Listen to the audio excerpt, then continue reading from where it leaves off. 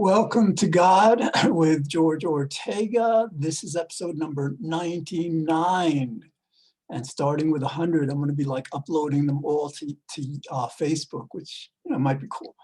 And I'm recording it on Wednesday, March 3rd, March 10th rather, 2021 at 10:48 p.m. Eastern time. And intended to start this episode immediately after attending this class on free will. But one of the presenters mentions like ice cream. And recently I've been making they just, CVS just got these vegan pints of ice cream, dark chocolate and peanut butter. They just got them in maybe last week, the week before. And then I've been mixing it with cocoa baking powder, with a little hot water, right? Excellent chocolate sauce over that. So anyways, so after I got that in my mind, I figured I went to CVS, I needed to get a pint of that ice cream. And then what I did is I upped it all. I had a couple of bananas. So 2 bananas, the pint of ice cream, and what I tried that was good. I'm a vegan, so I have to be particular in terms of what I eat, with cookies and stuff. So anyway, but Oreos, Oreo cookies are completely vegan, so they have these snack packs of them. So I got a whole anyway. So I just and then there was maybe a little strawberry jam or jelly left from, sugarless, whatever. So I put a little of that in. And so I just devoured that. That was so good. It was so excellent. And how are we going to tie this to God? Well, God was rewarding me apparently for something, for a lot of things, perhaps. All right. So the thing is, yes, so the other thing is I didn't get to think about what I'm going to talk about. I'm not sure I'm going to talk about the free will thing. Except that, well, no, I'm not going to talk about it because this, the class that I attended is part of a series. So there's another class next week. And so basically I just want to, give a more comprehensive, review. I'm going to review them, at that time. So anyway, so let's see. So what does God want me to talk about? I could talk about, I'm often tempted to talk about the immorality in the world, how people take advantage of other people, how people, just they go to the dark side, in order to gain certain advantages in the world. But that's, yes, we get that. We know that. So that's the reason. That's one reason, that for all we know about the world, our world and its problems, we thus far have not been able to make as much progress as we could. And this as we could may be relating to connecting more strongly with God, rather than relying on ourselves, relying on God to provide us with the qualities, the intelligence, the compassion, the knowledge that we require to address not just the problems in our personal lives, but the problems of the world, the problems of the future that we have been entrusted with. So, all right, so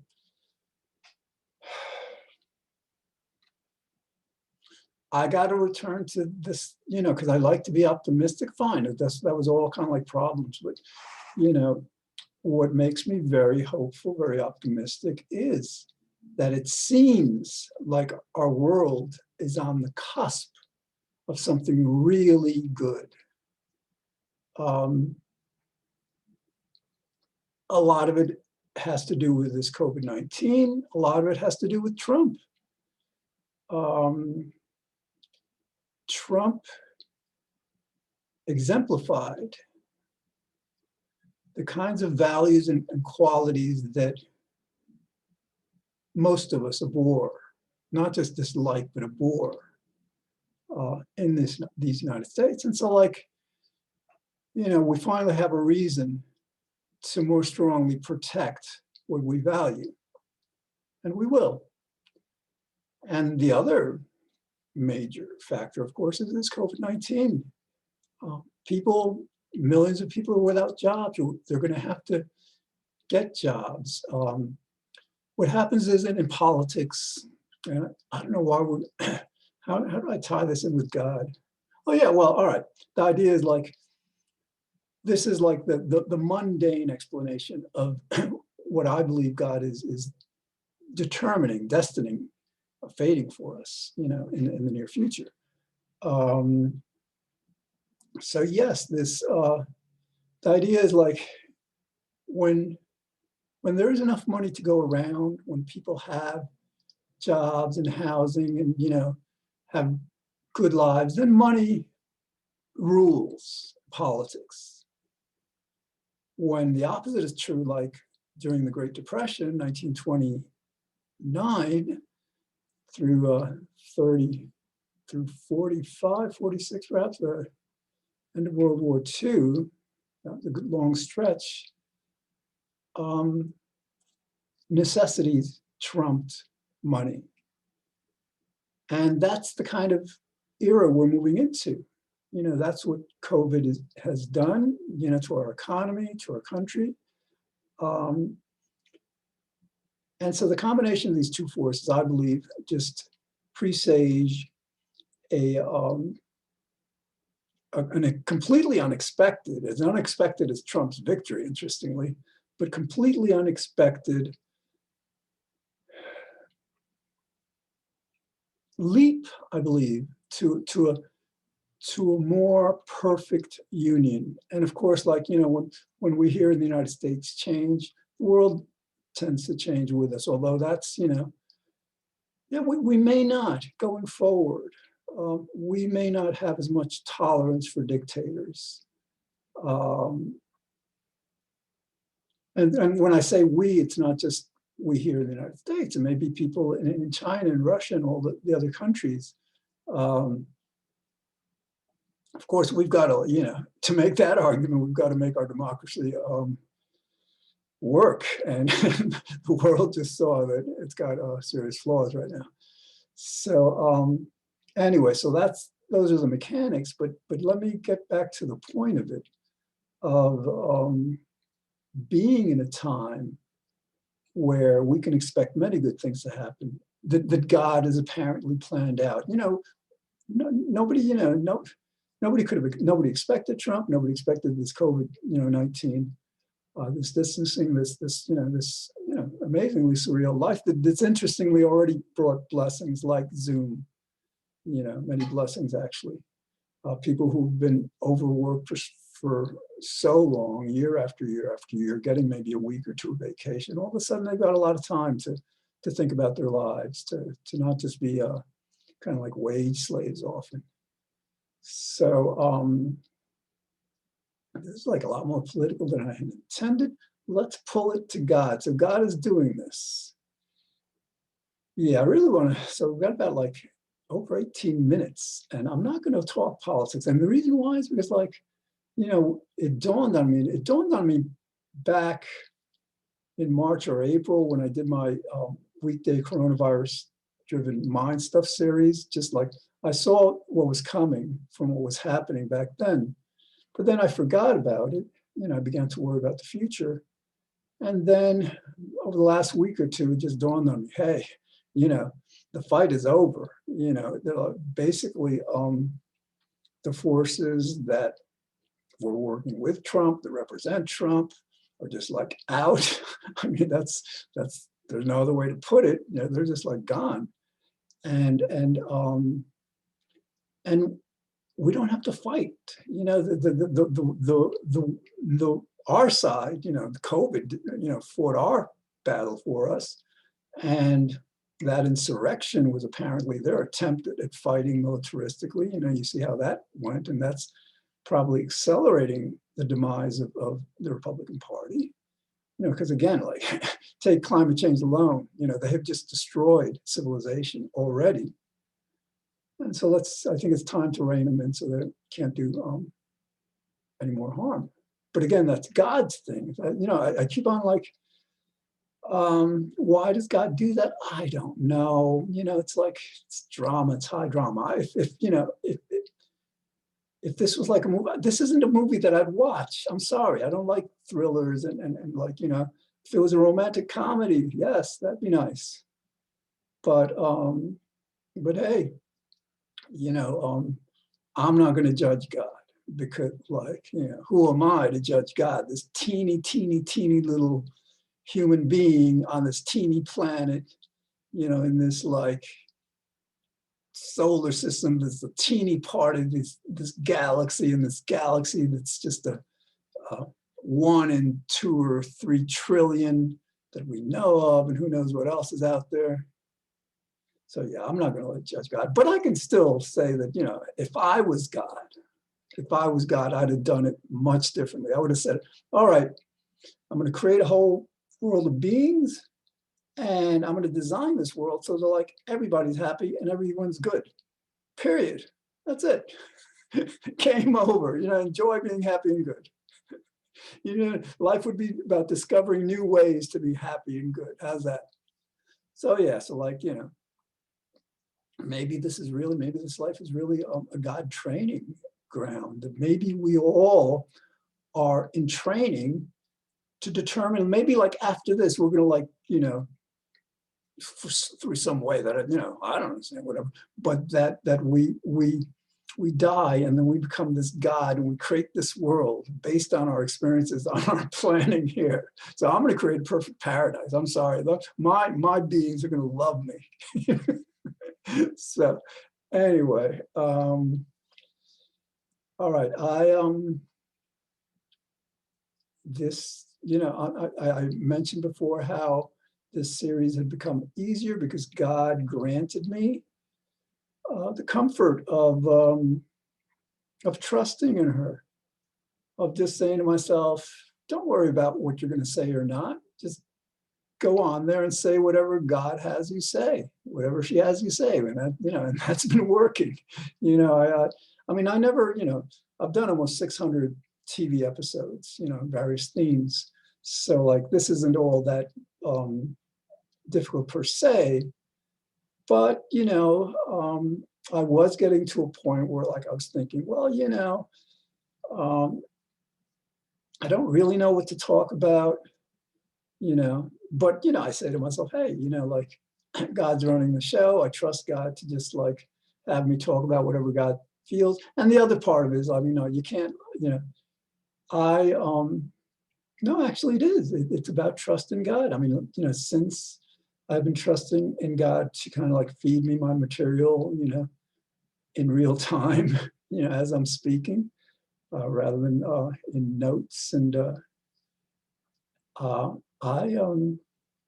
been impressed. I've been impressed. These shows have become perhaps a bit more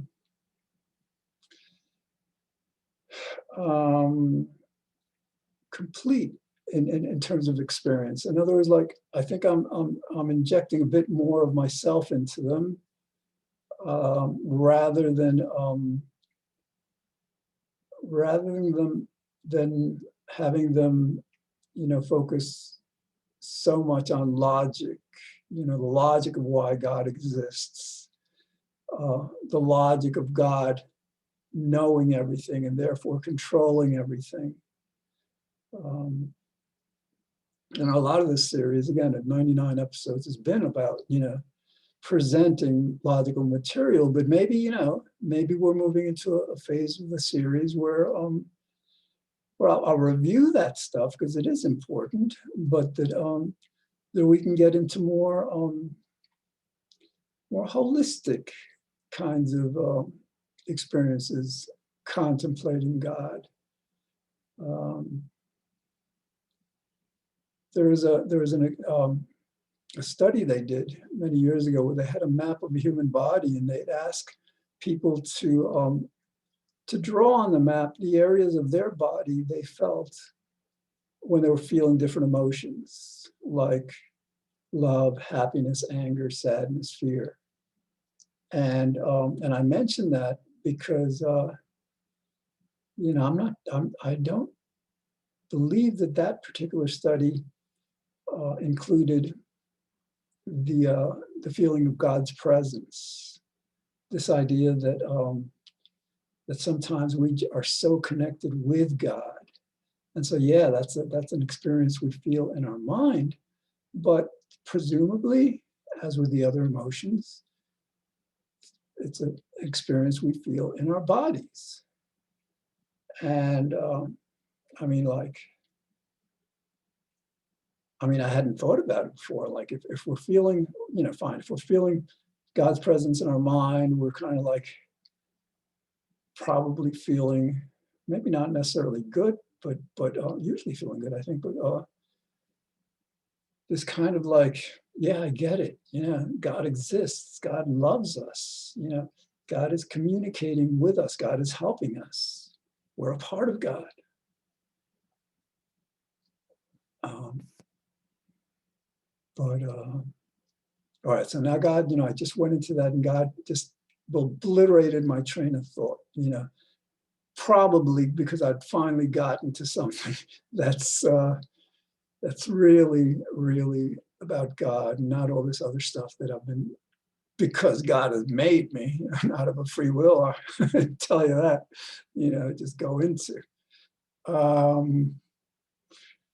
So yeah, no, I'm getting back to, all right, so yeah, so maybe there's like, well, actually, interestingly, this, while I'm not sure there's a correlate in either Judaism or Christianity or Islam, in Hinduism, and I think the Buddhists adopted this too, there is a process that's called Kundalini, where there's kind of like it's an energy force, a conscious energy force, whatever, that travels up the spine. This isn't about God per se, but it is so important. Like many, many years ago, I was like walking through some fields, and I encountered a small grove of trees, and and there was a rock in that grove, and I sat on the rock and I began to meditate. And as I meditated, I noticed kind of like this surge of energy. I don't know how else to describe it. Sensation, just rise up from my feet, up my legs, my ankles, from my hands, up my arms, and it's like getting past my waist, and it's this just very strong feeling. Again, don't act. People who have explored Kundalini, this what I'm referring to from Hinduism and Buddhism, can explain this in more detail, I believe. But this was the first time anything like that ever happened to me. And what happened was this very strong, it's not just like a tinge sensation, and it's a field of sensation.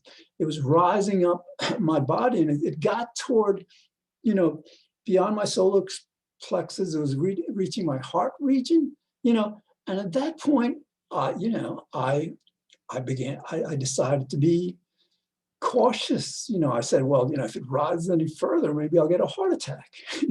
So, back then I wasn't, ready to die. Who knows? If it happened today, I might take the chance, see what it's like. But anyway, and so so that was the most amazing experience. Again, I didn't know what the word, once I experienced that, then I did some research, and I determined that was Kundalini. So tying with God, that seems a very, very strong example of God's presence within our body in a way that that can be described sometimes as peak experiences, sometimes within the context of flow in psychology, but this is much more. This, levels above that. And so yeah, and this is something we know very little about. I've tried to summon that experience again, and actually I was like on Fifth Avenue around 72nd, right next to Central Park. I was carrying this sign around. I forget, it might have said "Let's End Global Poverty" or "Transcend the Illusion of Free Will." I don't know what it said, but anyway, that I actually felt for about 5 minutes that same similar sensation. It just came out of nowhere. But I tried to recreate it several times, or not several times, a lot. I switched my meditation from mantra to like this deep breathing, where I'll breathe really deeply, sustain the breaths and all. And that actually did awaken sensations that maybe are similar. I'm not sure they're the exact same sensations. But all right, but that's that's my take on God expressing herself within our bodies, sometimes at our control, per se. All right, what else?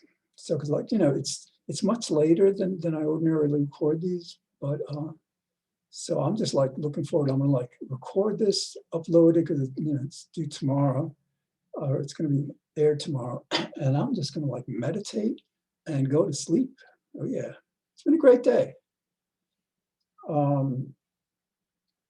Okay, so, and yes, another thing, so I've got to continue setting up the sound system so that I can basically play bass guitar, while I'm doing this.